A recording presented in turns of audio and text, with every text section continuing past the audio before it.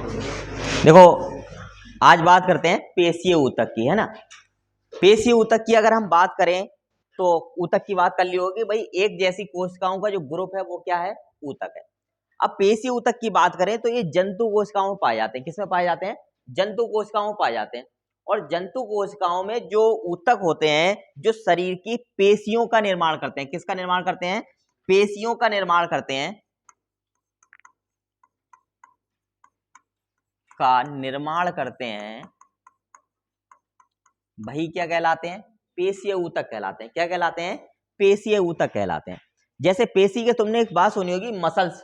Muscles का नाम सुना होगा, तो वो क्या होती हैं? पेशियां होती हैं। हम लोग जाते हैं जिम, और जिम में जाकर क्या बनाते हैं? बॉडी बनाते हैं। ठीक है, जिम में जाकर सब क्या बनाते हैं? बॉडी बनाते हैं। अब बॉडी बनाने की बात करें तो हम लोग कुछ नहीं करते हैं, बस ऐसी डाइट लेते हैं जिससे कि हमारी मसल जो है वो फूलने लगे। ठीक है, या मसल्स ग्रोथ जो है सबसे ज्यादा हो। ठीक है, तो जब मसल्स ग्रोथ ज्यादा होती है तो हमारी बॉडी जो होती है, स्ट्रक्चर जो होता है बॉडी का, वो उभर कर आने लगता है। उसी को हम क्या बोलते हैं? बॉडी बोलते हैं। कोई दुबला पतला व्यक्ति है तो क्या उसके बॉडी नहीं है? भाई कोई दुबला पतला व्यक्ति है तब भी उसके बॉडी है।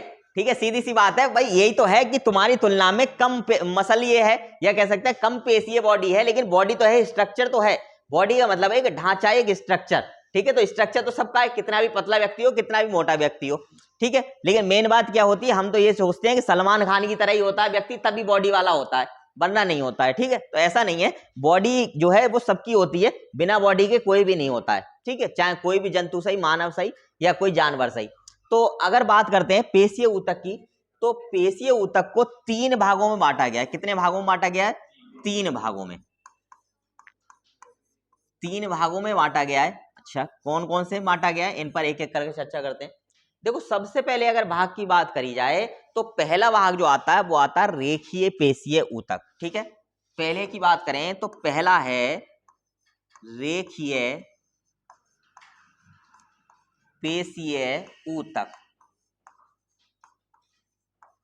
ठीक है, जो पहला भाग है वो क्या है? रेखीय पेशीय ऊतक। दूसरे की बात करें तो दूसरा आता है अरेखीय पेशीय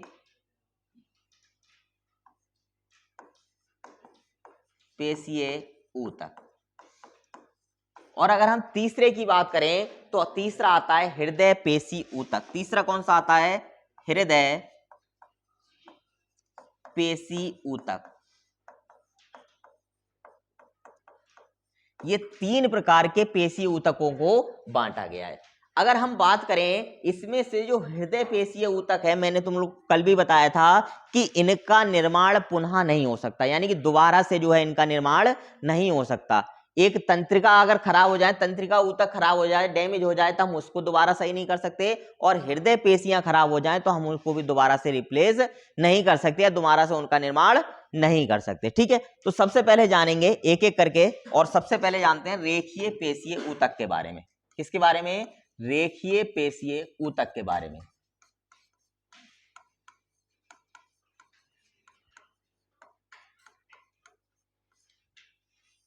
ठीक है, रेखीय पेशीय ऊतक की अगर बात की जाए तो सबसे पहली बात यह है, सबसे पहली विशेषता यह है कि ये अस्थियों से जुड़े होते हैं। अस्थियों से जुड़ी होती हैं।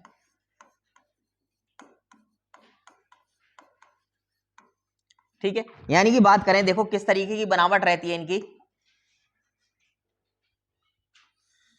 ये हाथ है, और ये क्या है? हाथ की मान को चलो कि हड्डी है एक, इस तरीके से। ठीक है, और इस तरीके की हड्डी जो हाथ की बनी हुई रहती है, इसमें क्या होगी? इस तरीके से जुड़ी हुई होगी ये।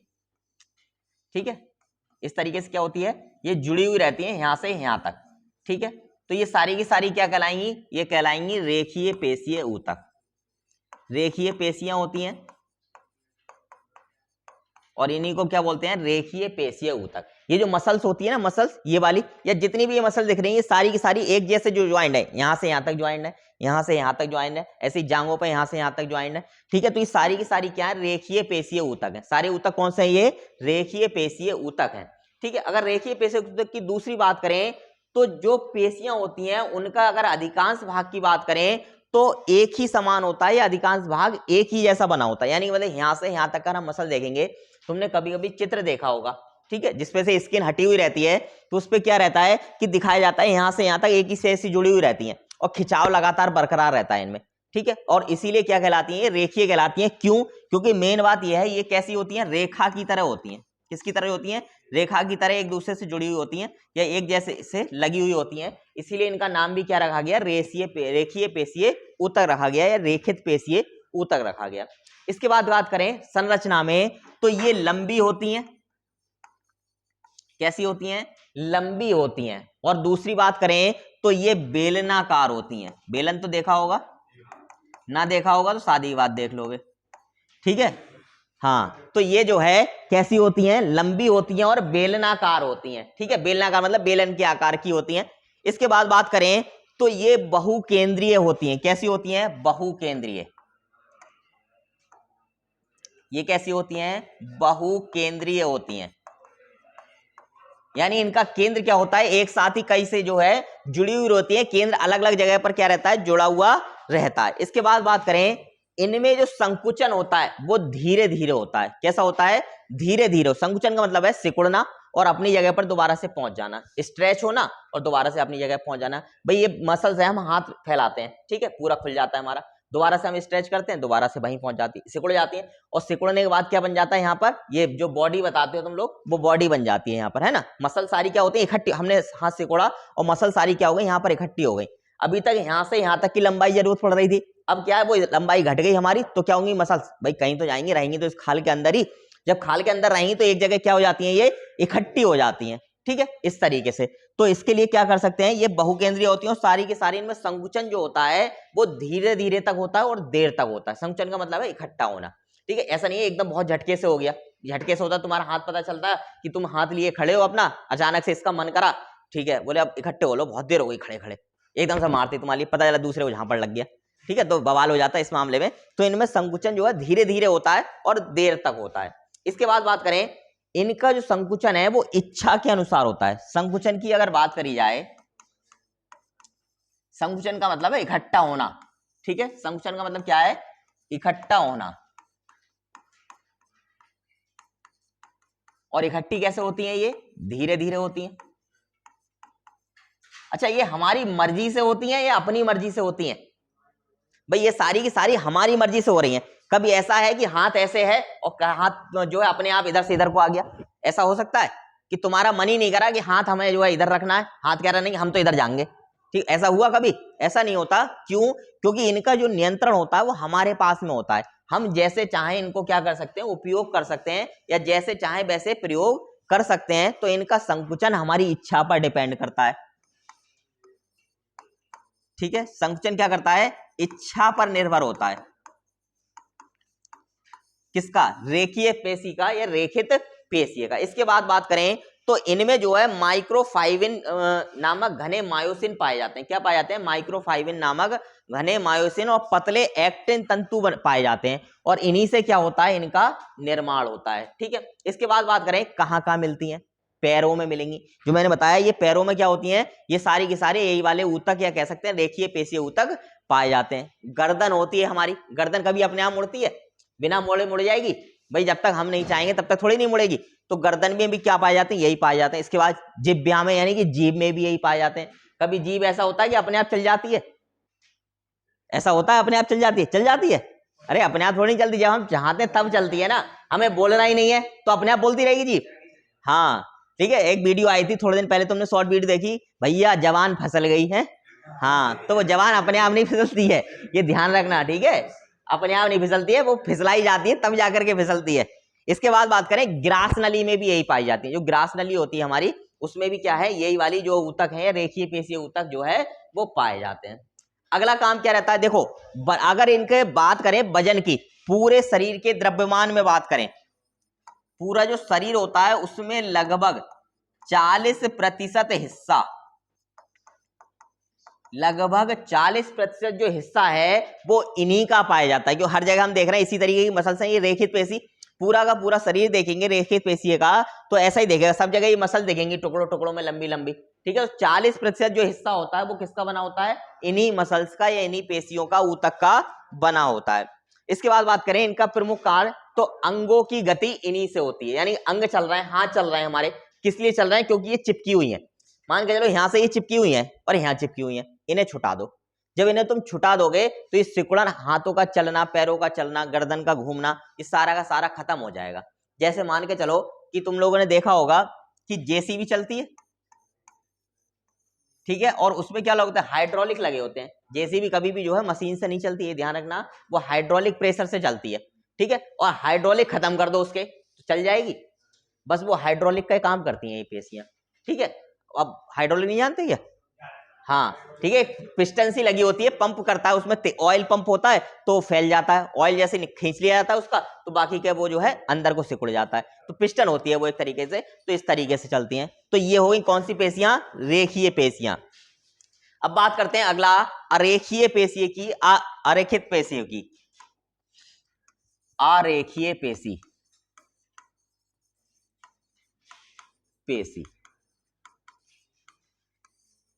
अरेखित पेशी की बात, एक क्लियर बात हो रही है कि कहीं ना कहीं रेखा से इसका संबंध नहीं है। दूसरी बात करी जाए तो इन पेशियों को एक और नाम दिया जाता है और वो नाम होता है अनैच्छिक पेशियां।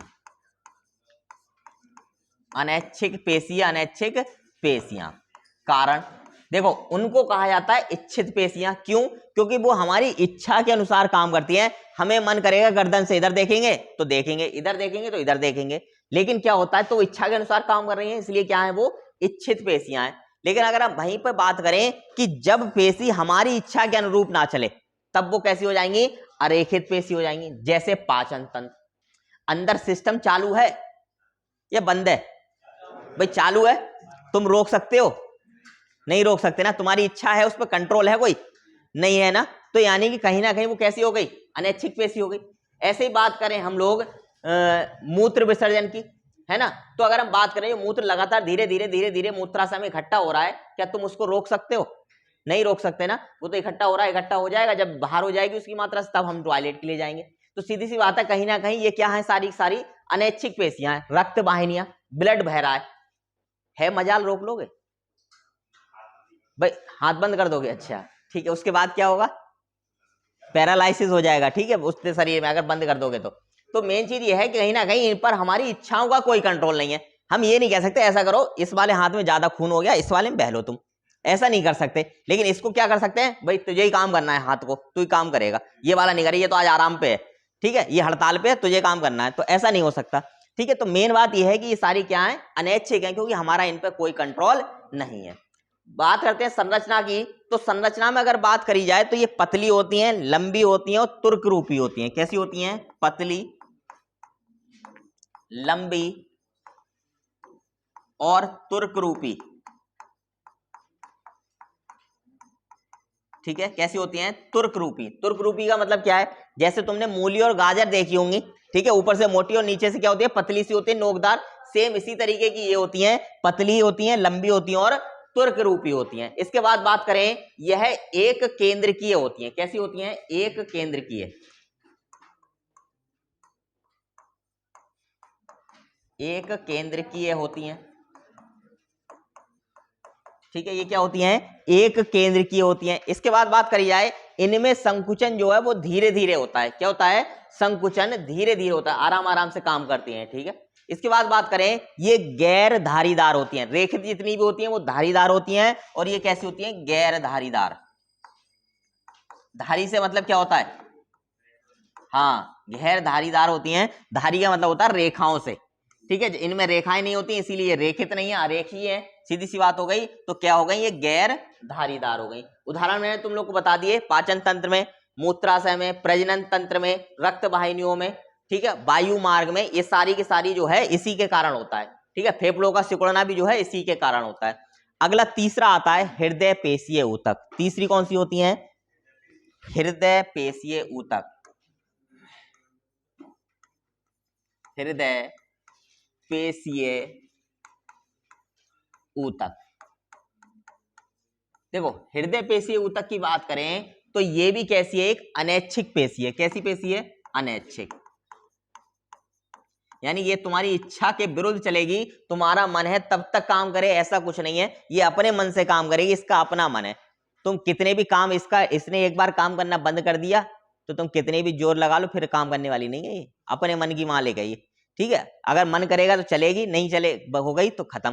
तो समझ लो जिस दिन इसने काम करना बंद कर दिया उस दिन तुम्हारा काम खत्म, सीधी सी बात यह है, ठीक है। तो सबसे पहले बात करी जाए हृदय पेशी से, एक बात क्लियर हो रही है कि ये कहां पाई जाएगी। अगर पाने की बात करें कहां मिलेगी ये, भाई हृदय में मिलेगी, हृदय पेशी है तो कहां मिलेगी, हृदय में मिलेगी। दूसरी बात करें ये कैसी पेशी है, अनैच्छिक पेशी है। कैसी है, अनैच्छिक है, यानी हमारी इच्छा के हिसाब से काम नहीं करती। ये जो है एक केंद्रकीय होती है, एक केंद्रकीय होती है, ठीक है।